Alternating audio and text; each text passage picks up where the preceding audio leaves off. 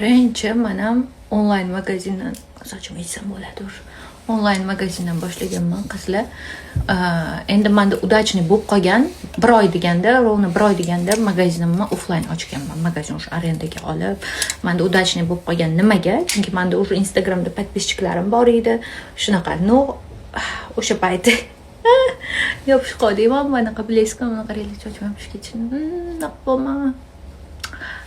Udachniy hozir lekin oson bo'lib qoldi. Chim Instagramda narsa sotish, anaqa qilish oldin qiyinroq edi. Shu podpischik borlar, anaqalar zo'r ketgan. Hozir bo'lsa bemalol yuzinglarni ham ko'rsatmasdan uyda o'tirib shunaqa kiyim sotib pul ishlasanglar bo'ladi. Chunki men onlayn magazinlarni ko'pini ham taniyman. Mana shu o'sha aytmoqchi bo'lgan yangiligimni ham sizlarga yaqinda bilvosizlar.